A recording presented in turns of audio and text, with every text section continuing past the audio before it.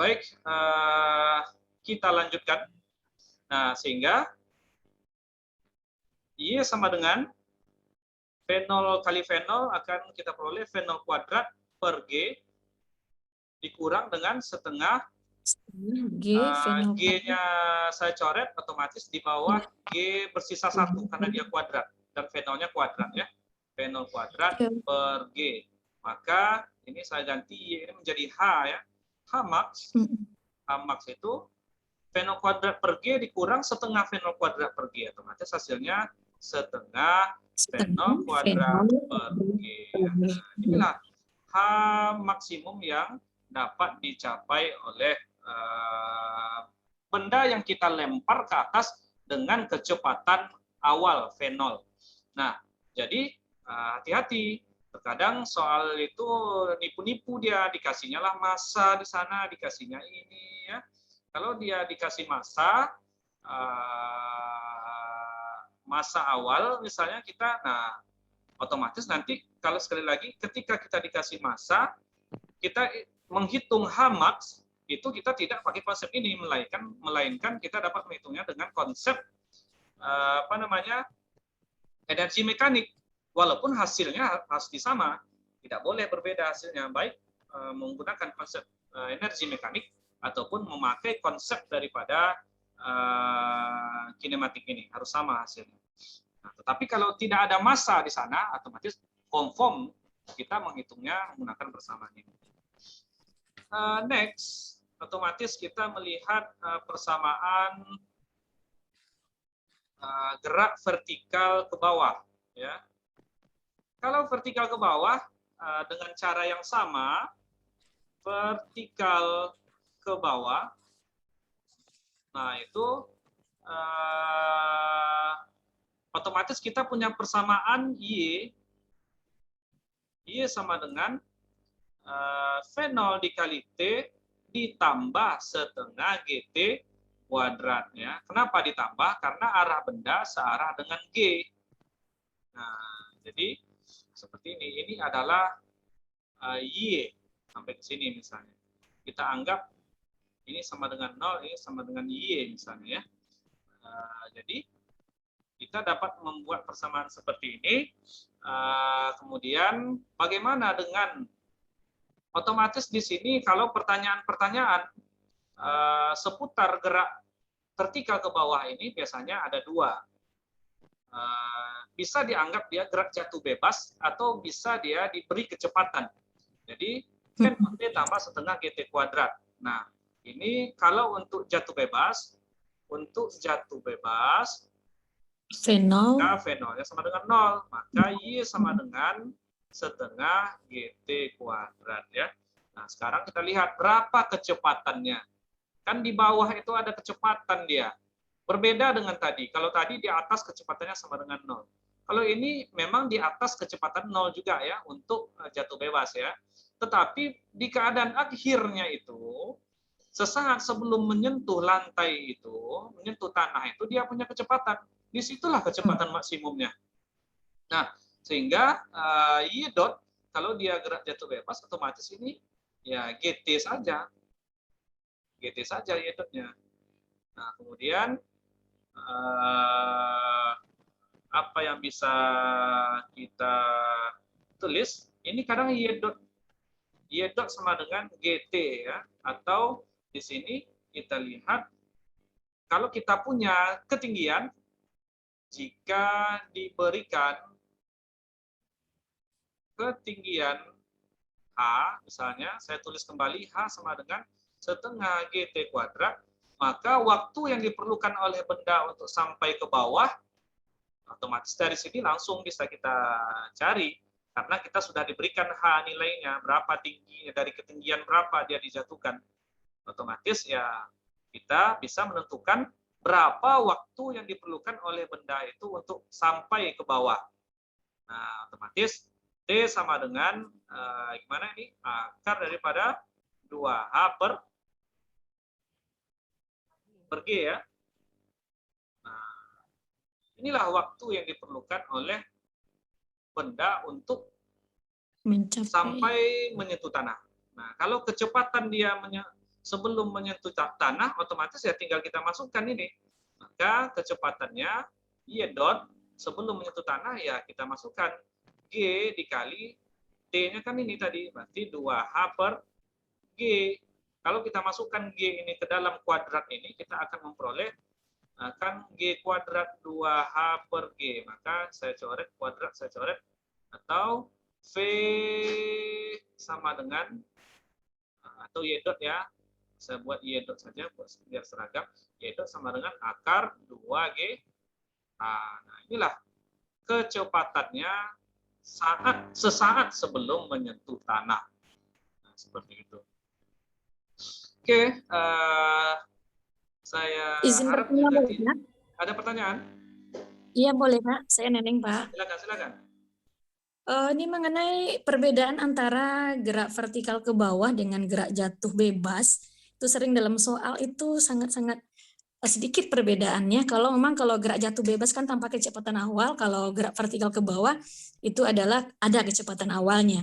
Cuman di soal kadang kita menggunakan persamaan itu adalah gerak jatuh bebas, tapi itu persamaan dari gerak vertikal ke bawah begitu Pak. Bisa jelaskan lagi lebih detail gitu Pak? Oke, terima kasih, pertanyaan yang bagus ya. Iya. Bagaimana cara membedakan dan menyelesaikan soal gerak jatuh bebas, baik dia jatuh bebas atau dia tidak jatuh bebas.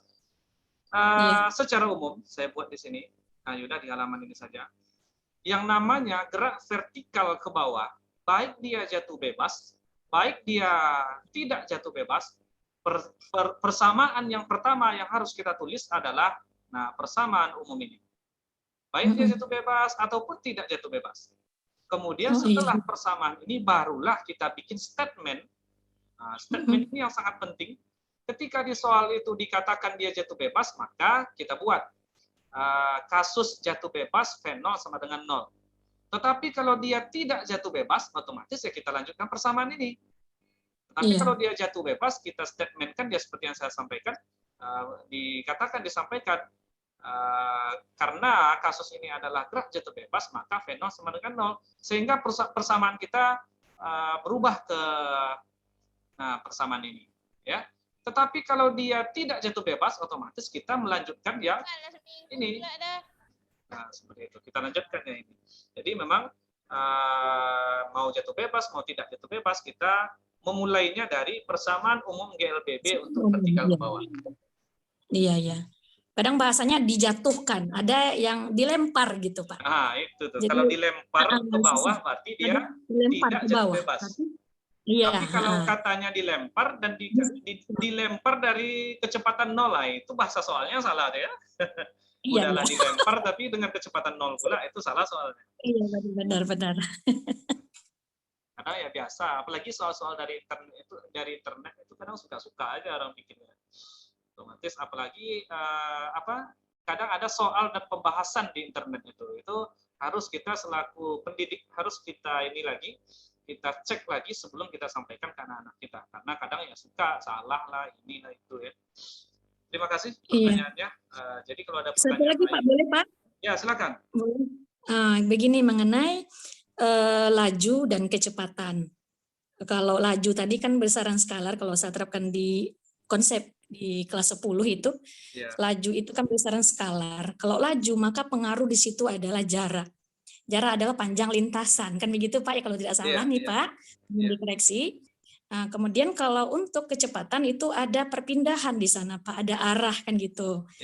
Apakah konsep dalam menentukan secara persamaan yang kita turunkan tadi mengenai ada DY, ada DX gitu posisi begitu loh.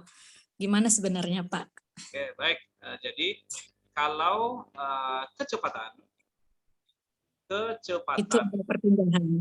Ini kalau kecepatan ini kita menuliskan tidak dengan kata-kata kecepatan, melainkan kita tulis dengan simbol kecepatan V sama dengan dx per dt misalnya ya. Atau ya kecepatan. Kalau dia V rata-rata ya sama, kita tulis saja V rata-rata, kecepatan rata-rata misalnya perubahan posisi X. Kadang nggak tahu saya kalau di buku SMA dibuat delta X per itu ya. Iya, delta iya Pak. T total ya. Iya, iya. Nah, karena dibuat seperti ini tak masalah. Yang jelas dia adalah perubahan posisi. Tetapi kalau kelajuan, kita tidak boleh menulisnya dalam bentuk persamaan seperti ini. Nah, itu yang harus dibedakan. Kalau kita baca seperti buku Holiday Resnick, buku Classical Mechanics, atau buku Tipler, banyak buku-buku fisika dasar misalnya, itu selalu mereka membahasakannya kelajuan. Kelajuan Iya.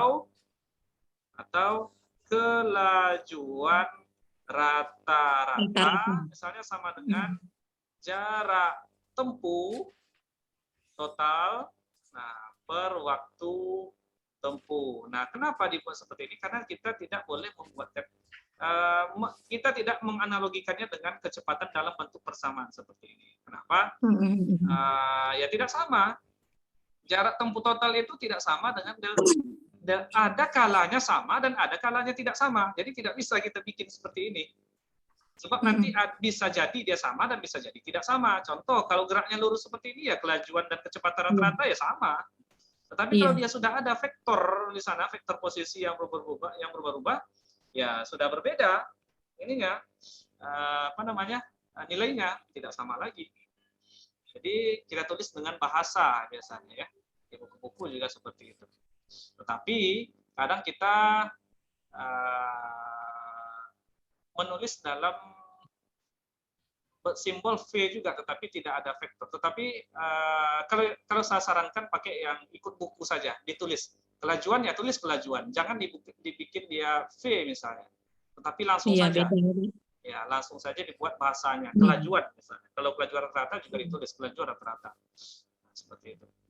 Oke, bagus pertanyaannya ya. Oke, sekarang langsung kita lanjut. Kita lanjut dengan gerak 2 dimensi lagi ya. 2 dimensi. Contoh yang paling umum dalam 2 dimensi ini biasanya gerak proyektil ya, atau parabola, terserah apa bahasanya, gerak proyektil. Nah, gerak parabola, gerak proyektil ini gimana ya? Kalau menurut saya ini tidak bisa kita bermain-main atau apa karena ini baik itu untuk ujian di sekolah, ujian UTBK atau ujian akhir terserah apa segala macam namanya, termasuk soal-soal olimpiade, baik itu KSNK kabupaten kota atau KSNP provinsi sampai ke nasional. Ini biasanya gerak proyektil ini langganan ini ya. Saya tidak tahu kenapa. Selalu langganan, jarang yang setiap tahun itu tidak ada ya. Nah, jadi pesan saya kita harus menguasai gerak proyektil ini. Sebetulnya tidaklah terlalu sulit. Intinya di pemahaman vektor dan konsep-konsep yang kita pelajari tadi saja, GLB dan GLBB. Nah, dan hindarilah untuk menghafal-hafal, apalagi kita sebagai pendidik, hindarilah kita menghafal rumus yang terakhir itu. Kecuali, nah, ada kecualinya ya, jangan nanti saya ini pula ya. Kecuali misalnya untuk hal-hal yang perlu dalam waktu cepat. Contoh, ujian masuk perguruan tinggi. Itu kan kita perlu waktu cepat untuk anak-anak itu. Itu ya harus kita sampaikan sama anak-anak itu. Kalau misalnya mencari titik tertinggi ya seperti ini rumusnya. Mencari titik lempar terjauh seperti ini rumusnya.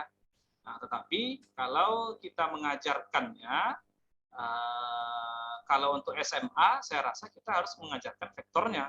Tetapi kalau SMP, nah iya ya, kalau SMP kita hanya memberikan rumus terakhirnya saja. Kalau kita berikan penurunan rumusnya pusing dia, nanti ya ada ditempelkannya pipinya ke meja gitu ya. Jadi seperti itu. Oke, baik. Gerak proyektil. Proyektil ini adalah gerak parabola. Nah, jadi kalau kita lihat ini anggap saja gambar saya presisi. Nah, ini adalah sumbu X, ini adalah sumbu Y. Kemudian di sini kita punya peluru kita misalnya. Nah, ini adalah kecepatan awal. Jadi, otomatis syarat daripada gerak proyektil itu, kan gerak proyektil itu kan gerak vertikal gerak ke atas juga, tetapi dia tidak vertikal, melainkan membentuk sudut dia. Sudut theta elevasi. misalnya seperti ini. Nah, itulah syaratnya. Syarat gerak proyektil harus ada V0 dan harus ada sudut elevasi, sudut theta. Nah, kemudian karena pengaruh daripada gravitasi yang selalu menekan dia ke bawah seperti ini, nah maka setelah dia sampai ke puncaknya, misalnya di sini, nah ini saya buat H max, tinggi maksimumnya di sini misalnya ya. Nah, di sini adalah X max, titik terjauhnya. Maka setelah di X max ini, dia ditekan-tekan terus oleh G ini, sehingga dia jatuh akhirnya di sini. Nah, yang perlu kita ketahui dari sini namanya saja gerak proyektil. Kadang analoginya adalah parabola. Parabola karena lintasannya berbentuk parabolik. Nah, ini dianggaplah parabolik yang simetri sebelah kiri dan sebelah kanan. Nah, ini gambar saya ini kurang simetri, jadi anggaplah ini simetri ya. Oke, jadi kita mulai dari ya udah dari hal yang paling sederhana kita mulai. Misalkan kita tinjau sumbu X misalnya ya. Kalau kita ingin meninjau sumbu X, otomatis geraknya terhadap sumbu X.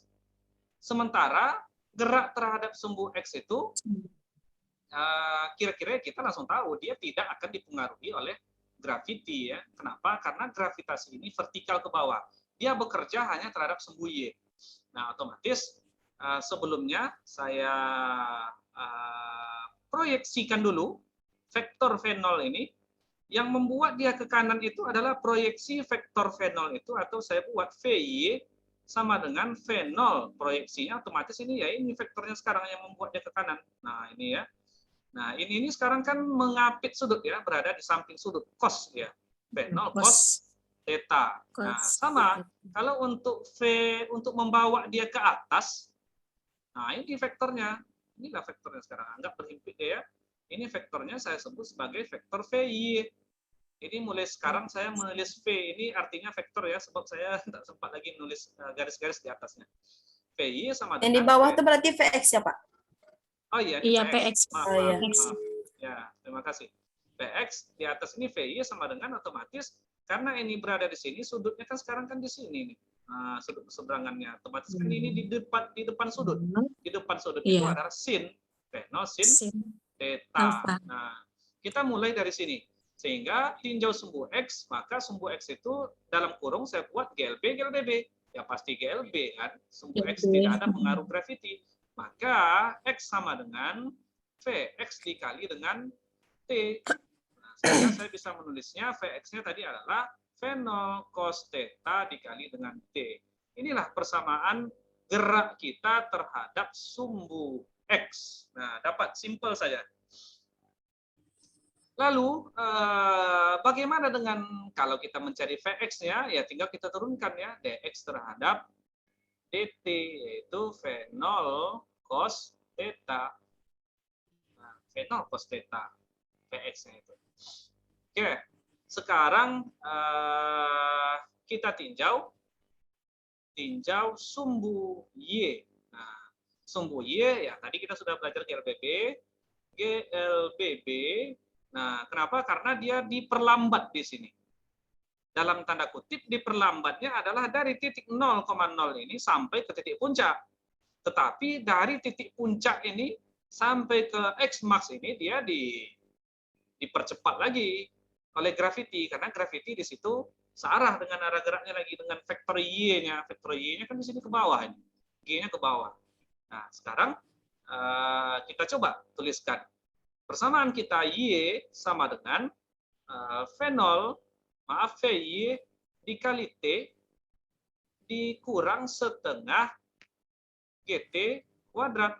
Atau Y sama dengan V0 sin theta dikali T dikurang setengah GT kuadrat. Nah, inilah posisi terhadap sumbu Y. Nah, sama ini. X tadi V0 cos theta dikali T karena dia GLB, ini kurang setengah GT kuadrat karena dia GLBB. Gimana dengan kecepatan terhadap sumbu Y? V-nya, nah maka V terhadap sumbu Y-nya itu, atau Y dot ya, saya bahasakan Y dot sama dengan turunan DY Y ini terhadap DY. waktu, atau V0 sin theta dikurang GT.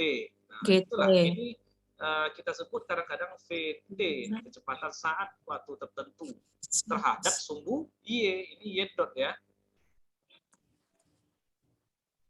Turunan itu. sin nggak kos, Pak? Oh iya, maaf ya. Enggak, Iya. tetap sin. Kita menurunkan Tetap ya, sin. terhadap T, Bu. Oh iya, Bukan iya, terhadap, variabelnya. ya sekali lagi, Y dot itu sama dengan DY per DT. Kita menurunkan terhadap T, bukan terhadap theta. Waktu. Iya. Kalau Iya, terhadap betul. theta, maka ya sin menjadi cos ya. Ini tetap sin. Kenapa? Karena kita Iya. turunkan terhadap T, waktu. Oke, Pak. Oke. Baik, apa yang bisa kita lakukan? Otomatis ya kita bisa menghitung-hitung ini. Misalkan berapa waktu tempuh dari titik 0 ini ke puncak, itu TH max, dan berapa H max itu sendiri, dan berapa X max-nya, ya kita dengan mudah dapat menghitung. Nah, misalkan waktu untuk sampai ke puncak misalnya, waktu untuk sampai ke puncak, kita tahu tadi persamaan V, Y, Iyo ngapu. Oh, kan pemutahiran antar mahasiswa ini kira-kira ada nggak minggu ini? Nunggu revisi. Jam Pak. 67. Nunggu revisi. Oke, baik. Kita lanjutkan. Jadi VY tadi rumusnya adalah V0 sin theta kurang GT. Ya.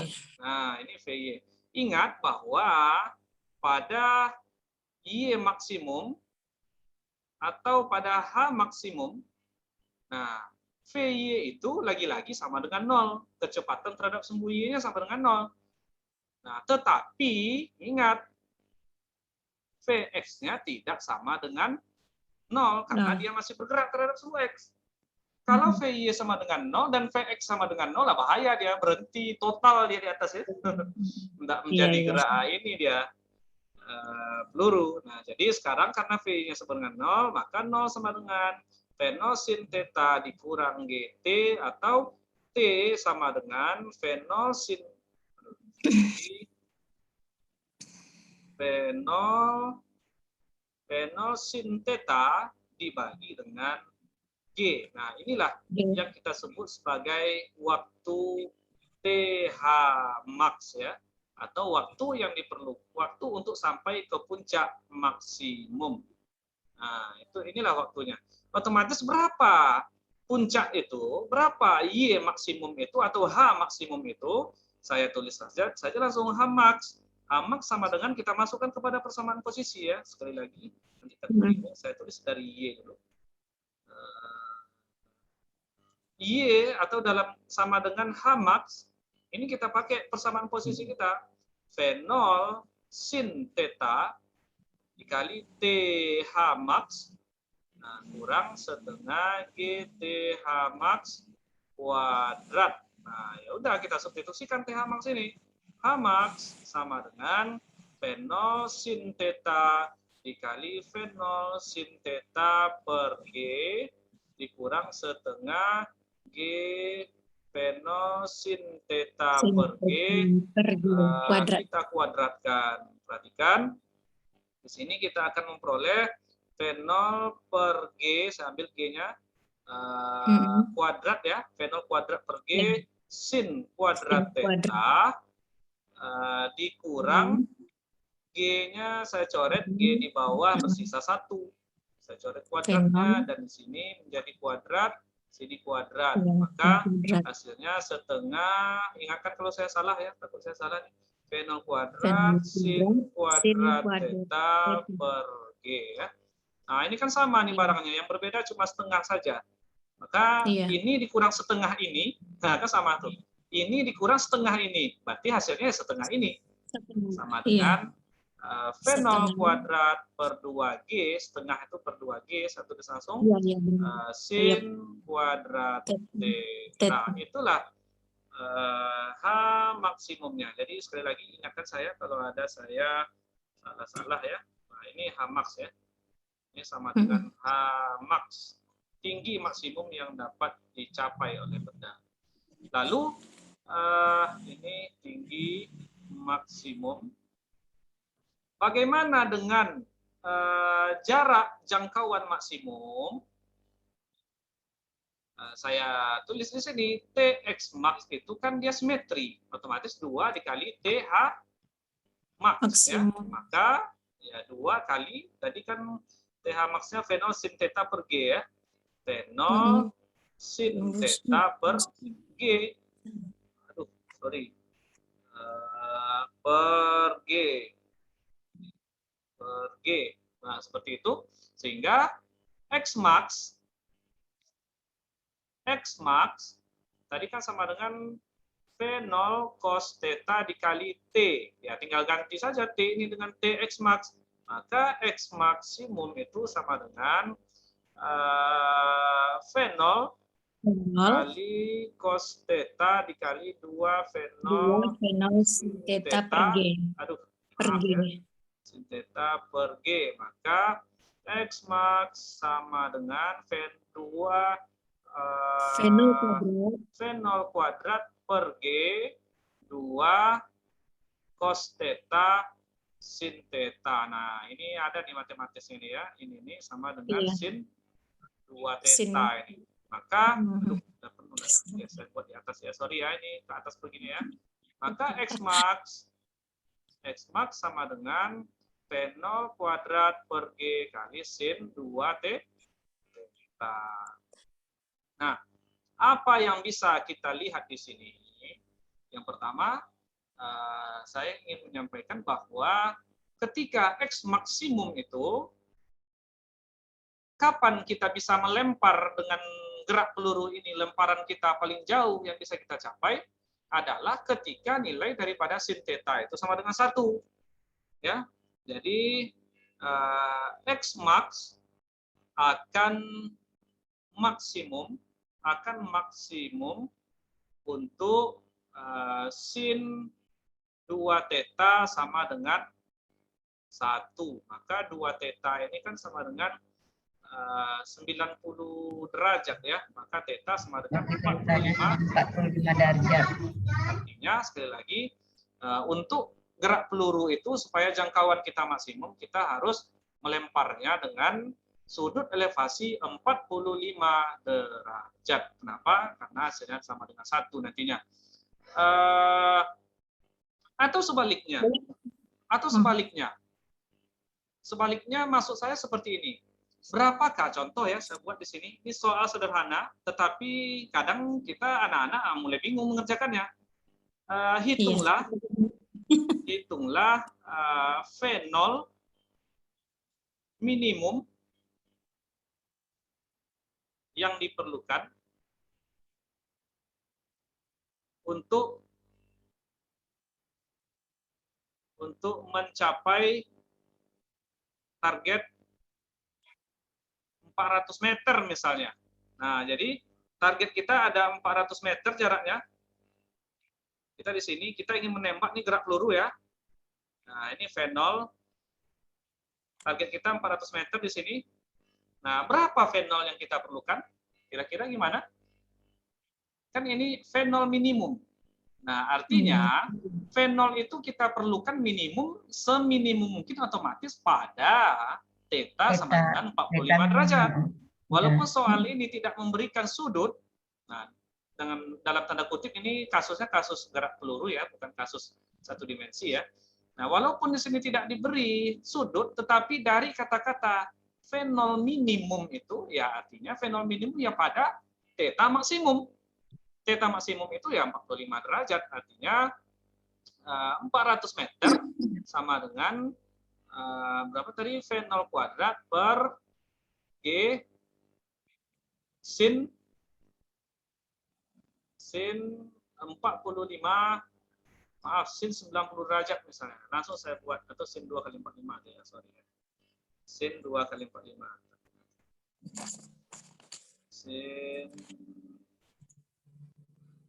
Sin 2 kali 45. Atau sin 90 derajat. Otomatis ini ya langsung saja ya. 400 dikali, anggap 10G-nya berarti ini ada 4.000.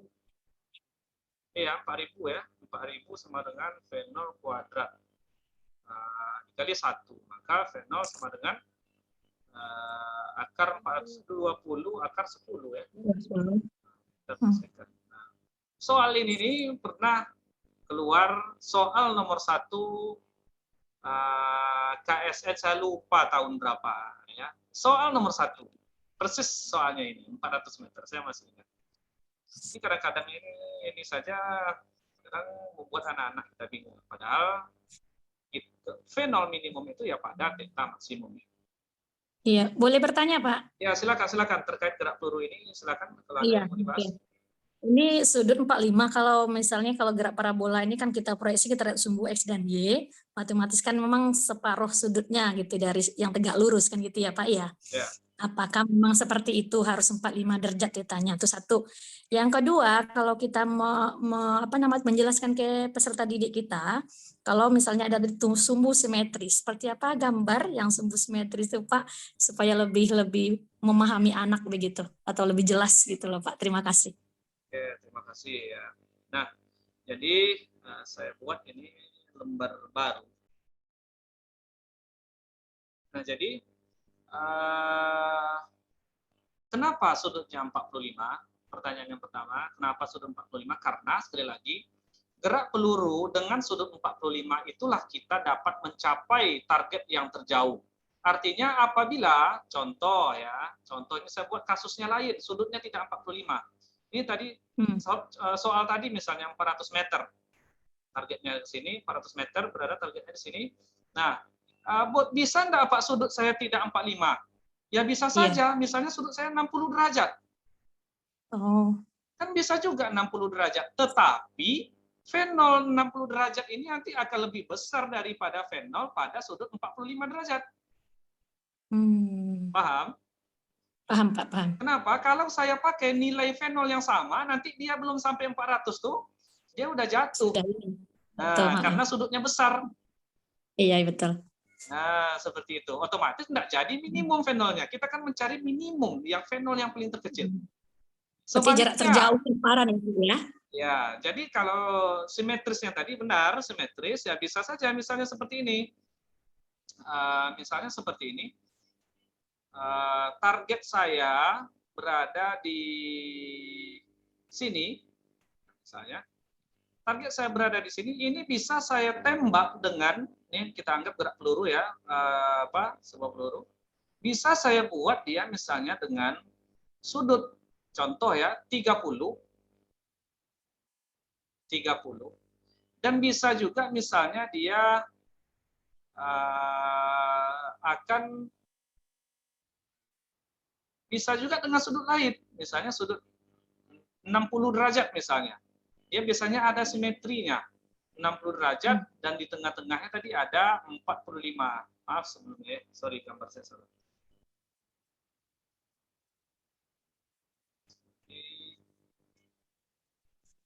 Penghapusnya udah tumpul penghapusnya. Susah. Ini kalau di kelas nih, kalau saya ngajar ini enak kali di kelas ini. Di sini agak susah. Baik. Jadi seperti ini. Kalau 45 tadi kan sudutnya seperti ini, kita anggap di tengah-tengah. Iya. Nah, sini 45 targetnya, X max-nya. Bagaimana jika kita pakai sudut 30? Ini 45.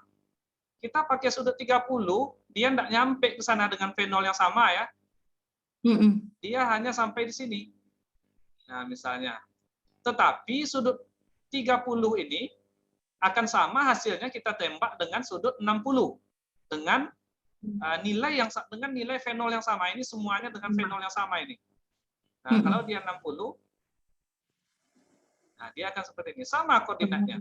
Artinya setiap penjumlahan dari sudutnya itu 90 derajat, itu nilainya X jangkauannya itu sama, ini 60. Nah, misalnya saya tembak dia dengan V0 yang sama ya, saya tembak dia dengan sudut 15 derajat, dengan sudut 75 derajat, sama. Paling yang berbeda nanti adalah komponen PY dan PX-nya di titik jatuhnya peluru tersebut. Yang jelas V totalnya tetap sama. V-nya itu di mana-mana sama dengan Akar daripada Vx Jadi kuadrat tambah V0 Vy kuadrat. Ya, kenapa?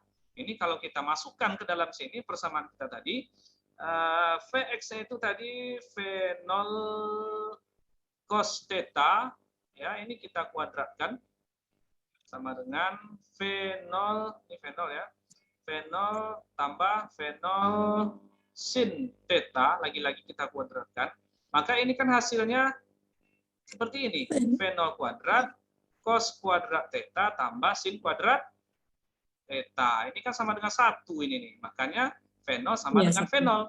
Jadi V0 ini mengikuti hukum kekekalan energi. Sekali energi daripada V0 itu misalnya 5 Joule, sampai dimanapun dia tetap 5 Joule, artinya tetap Sama. V0 jumlah dari X, Y ini.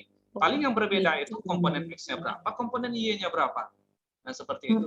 Iya. Ini sekali lagi, ini keadaan idealnya, atau keadaan kita mengabaikan gesekan daripada udara. Ya. Kalau kita perhitungkan udara lagi, nah itu lain kasusnya. Seperti itu. Sebetulnya sangat menarik ini. Oke, saya lanjutkan. Ini takut tidak terkejar materinya sedikit lagi tentang gerak gerak parabola ini. Jadi saya buat gambarnya satu lagi. Ini soal sudah sangat sering keluar di kompetisi-kompetisi Olimpiade ya, misalnya seperti ini. Nah, contoh apa-apa saja ini anggap simetri X, Y. Nah, misalkan apalagi yang dapat kita tinjau dari gerak parabola ini, theta tadi, adalah persamaan sumbu Y kita itu tadi ternyata adalah persamaan kuadrat ya. Tadi kan kita punya Y sama dengan V0 kuadrat, apa tadi persamaan? V0 sin theta, V0 sin theta dikali T dikurang setengah GT kuadrat. Kurang setengah, Pak. Ini kan adalah persamaan kuadrat ya. Saya bawa Y-nya ke sebelah kanan, ke sebelah, ya udah saya bawa yang sebelah kanan ini ke sebelah kiri, maka saya akan memperoleh setengah GT kuadrat kurang V0 sin theta dikali T ditambah Y sama dengan 0. Ini kan persamaan kuadrat yang bisa kita pecahkan menggunakan rumus ABC. X1 atau Y1, Y2 sama dengan ini. Ini kan solusinya kita akan memperoleh Y1 dan Y2. Nah, maksudnya apa? Artinya pada waktu yang berbeda, maaf T1 dan T2 ya, sorry. Kita kan ini kan persamaannya T variabelnya. Iya. Jadi mohon diingatkan saya, kadang gitu suka kadang mau cepat-cepat ya. Kita akan peroleh T1 dan T2. Pada nilai Y yang sama. Artinya Y yang sama kita punya waktu yang berbeda. Maksudnya adalah pada Y yang sama, misalnya di sini saya buat tanda bintang dan tanda bintang lagi. Artinya pada dua waktu yang berbeda kita akan memperoleh nilai Y yang sama ya. Nah, ini Y misalnya, Y yang ini tadi ini misalnya. Otomatis Y yang nilainya lebih kecil adalah sebelum titik puncak maksimum, dan T yang lebih besar adalah, sekali lagi, T yang lebih kecil untuk sebelum titik puncak, dan T yang lebih besar untuk yang setelah titik puncak. Nah, jadi ingat, persamaan kuadrat ini ternyata dapat membantu kita untuk menghitung ketinggian benda pada gerak peluru pada dua waktu yang berbeda. Nah, otomatis sekarang kalau soal-soalnya itu dipersulit-persulitnya kita, misalkan tentukan jarak ini misalnya kan. Nah, bisa juga seperti itu soalnya. Nah, misalkan ini S misalnya, tentukan jarak ini, otomatis kita hitung di sini. Kalau kita sudah tahu T di sini, ya kita bisa menghitung berapa X di sini. X1 di sini, X2 misalnya. Kita bisa